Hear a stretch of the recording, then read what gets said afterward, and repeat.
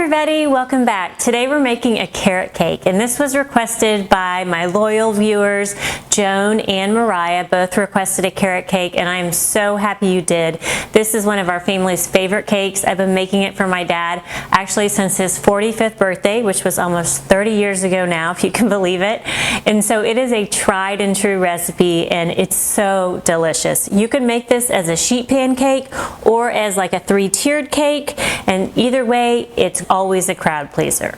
Now the hardest part about carrot cake is grating the carrots. You can do it like I'm doing here with either a box grater or a hand grater, or you can use your food processor. And if you happen to have a food processor, I do highly recommend it. It goes so fast, and I'm going to show you how to do it if you haven't done it before. So what you do is just take your food processor. Instead of putting the blade attachment on, you're going to put this little attachment on. That goes right in, it should fit right on, and then this is your grating attachment. Then we'll just put the lid on, and then we have this kind of plunger here, like that. So once everything's locked into place, you can test it out. See, that spins real easily, and so all we're going to do is take our peeled carrots and drop those right in here, and we have our kind of plunger to hold them in place.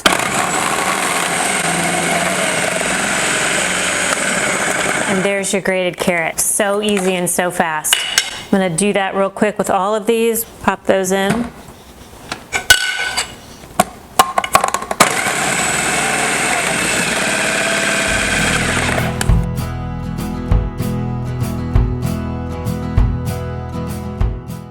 Now what will happen is not all of the carrot gets grated, a little bit is left over. So you can pop these out, these kind of spare pieces, snack on these, or put them in the compost. So this is a 4-cup measuring cup. I'm just gonna pop the carrots over into that measuring cup.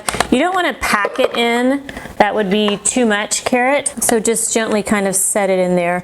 And that looks like we have about 4 cups. All right, the next step is to beat the eggs and sugar together. We've got 4 eggs here.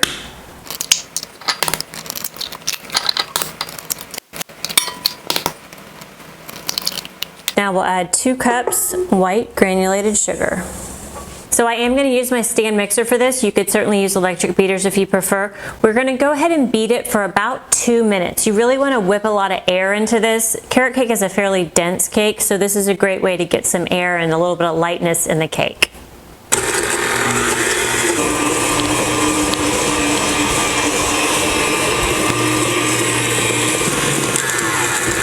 Okay, that looks great. It is so light and fluffy. It's a nice pale yellow color. It looks really good. To this, we're going to add 1 cup of oil. And I used to use canola oil. I really don't cook with canola oil as much anymore. So right now I use a light tasting olive oil. You could also use a melted coconut oil. And so just 1 cup of oil. And using oil instead of butter is also going to keep this cake nice and light, and also very moist. I know some people don't like that word, but how else am I going to say it? Keeps it moist. Okay, so this is 1 cup light olive oil. We're going to add that right in and beat that together.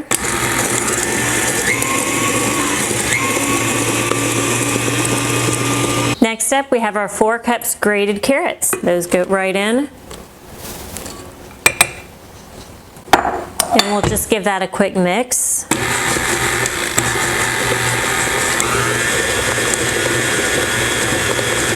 Now I am a carrot cake purist. I do not like raisins, currants, coconut, nuts, crushed pineapple. None of that goes in the carrot cake itself. I do like to garnish with some nuts around the outside, but just carrots in the cake. Personally, that's how I like it. Feel free to mix it up. If you love raisins, we can't be friends, but you can include them in your carrot cake if you want. Just kidding. I'm like Garfield. I just do not like raisins. Good old Garfield. My kids love his comic books, and he loves lasagna, does not love raisins. Now for the dry ingredients. We've got 2 cups of all-purpose flour here. We're going to add 2 teaspoons baking soda.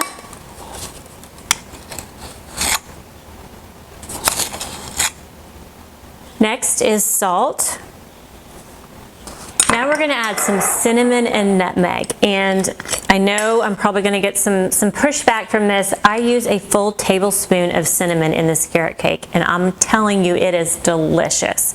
If you are wary and do not like a lot of cinnamon, then you can go to 2 teaspoons. 1 tablespoon is 3 teaspoons, so if you wanted to cut it back a little, you could use 2 teaspoons instead of what I'm using here, 3 or 1 tablespoon. But I use the full tablespoon, and I promise you it tastes delicious. Next is 1/2 teaspoon grated nutmeg. Now we'll give this a stir, and then we're gonna add that into our wet. A little bit at a time is best, so we'll mix this in here.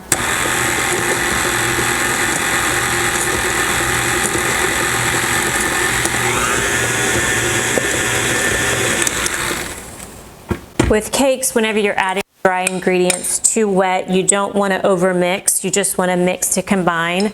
Overmixing can develop gluten, which is really not what you're going for in cakes. So again, it's just mixing to combine. And you probably want to scrape down the sides one time and scrape the bottom. Make sure there's no flour stuck on the bottom, so we'll do that. These are my food pun spatulas. If you haven't seen these yet, they're so fun. This one says, "Peas be with you." And there's several others. You can get them on my website, mariesaba.com, if you like corny food puns and love to cook.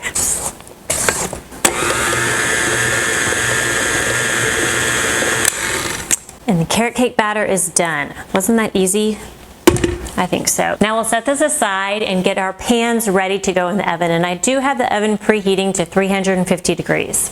For the cake pans, I have 3 9-inch cake pans. You can use, as I mentioned, a sheet pan if you like, 9 by 13, or you can use a 8-inch cake pans. You can do 2 of those if you like. They're 8-inch and a little bit thicker.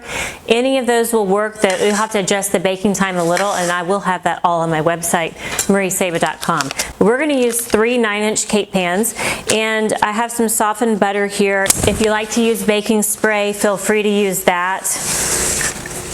I usually just do butter.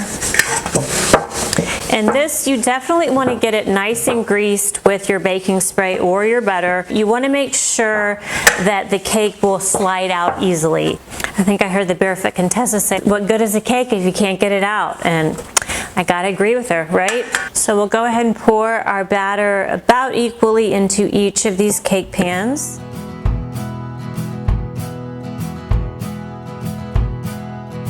Now we have our oven preheated at 350 degrees, so I'm going to pop these in the oven and bake them for about 25 to 30 minutes, just until a toothpick in the center comes out clean.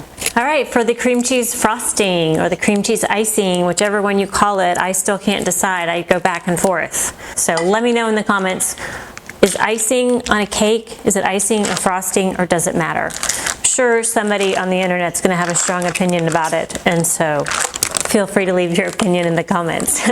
Okay, so we've got 8 ounces cream cheese here, a little bit softened. Then we're going to use softened unsalted butter, about 1/4 cup. We'll throw that in. Then we'll beat this together, and I am going to add about 2 teaspoons of vanilla extract. And this is Mexican vanilla. If you've watched my show, you've seen it before.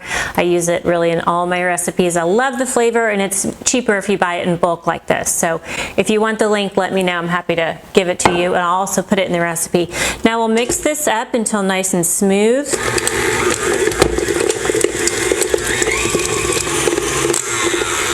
All right, that looks good.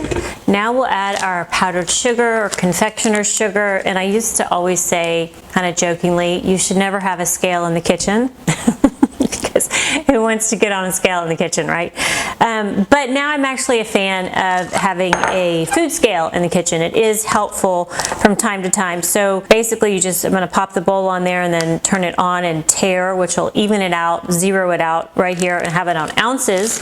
And what we need is 16 ounces of powdered sugar. And I know this is about 16 ounces, but I'm not sure how close it is. So I'm just gonna pour it into the bowl until it gets to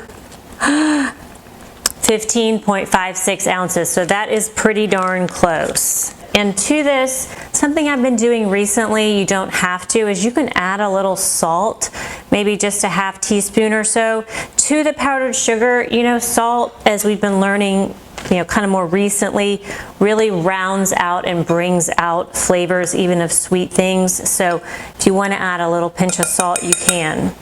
Now we're going to add this in parts to our cream cheese and butter.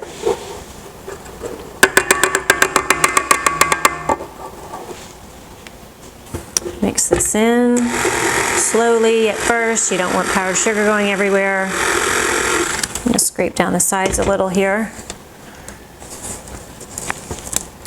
Now, my daughter actually does not like cream cheese icing, so I'm not sure if we're related. She thinks it's too tangy. I think it's the best icing ever created. So I love it. If you don't like it, you could use another buttercream or something else. Cream cheese icing is always my default though. I just love it.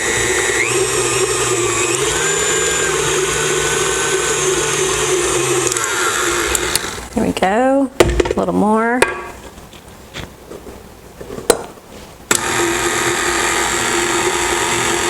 Slowly mix that in. And last little batch here. Now this amount of icing is enough to cover the middle, the top, and a kind of a thin layer on the middle, the top, and the sides. If you like a really thick layer of icing, you probably want to double this, just to be sure. Or if you want to add decorations with the icing around it, you probably want to double the recipe for that too. All right, icing is done too. Beautiful, creamy cream cheese icing. If you're looking for another cake and you don't want to do the carrot cake, try my banana cake. That one is so good. Also very easy, even easier because you just need some ripe bananas. You don't have to peel any carrots. And you can do it in a sheet pan or you can do it as a tiered cake, either way. I had that one on my channel. I posted it probably about 3 weeks ago. So check out the banana cake.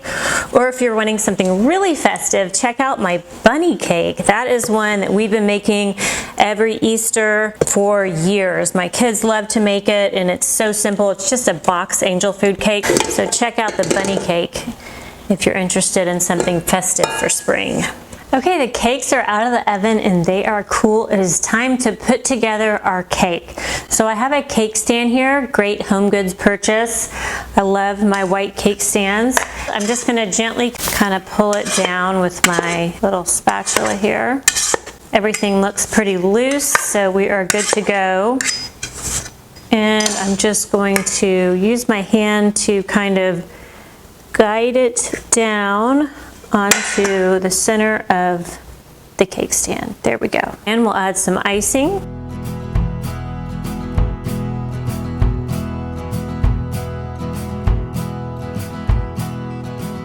Time for layer number 2.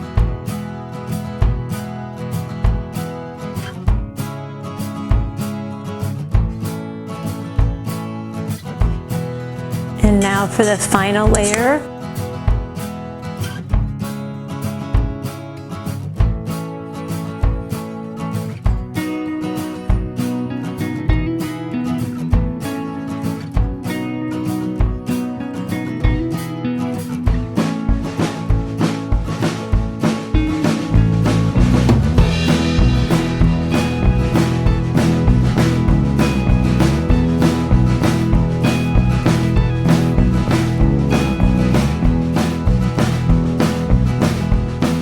Okay, the carrot cake is done. I love this kind of barely there icing.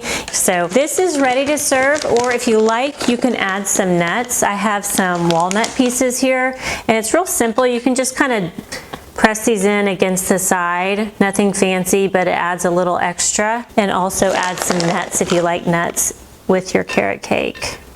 So you can just kind of press those up against the side. I hope you enjoyed making the cake today, and if you did, if you liked this video, be sure to hit that like button, give us a thumbs up. We so appreciate it. Also, if you haven't yet, hit that subscribe button. I've got lots more videos coming up with easy recipes just like this, and I don't want you to miss any of them. For For this recipe and more, check out my website, mariesaba.com. There you can go and print out this recipe and all my recipes, and if you like, put them in a notebook and make your very own Marie's Kitchen Cookbook for free. You can also sign up for my newsletter there, where I send recipes out every week, and there's no long blog posts, there's no pop-ups, there's just recipes that you can count on that are easy to print out, and my email's there. You can always email me if you have any questions. I would love to hear from you. Also, thanks again to Joan and Mariah for the request. This was such a fun cake to make, and I know so many people are going to enjoy it. So send in your request. You can leave a comment below with your request or send me an email, marie@mariesaba.com. I would love to hear from you, and I always love your ideas and inspiration. My goal is to give you some really easy recipes that turn out great every time, so you can build some confidence in the kitchen and feel really inspired to share good food with people that you love. From my kitchen to yours, thank you.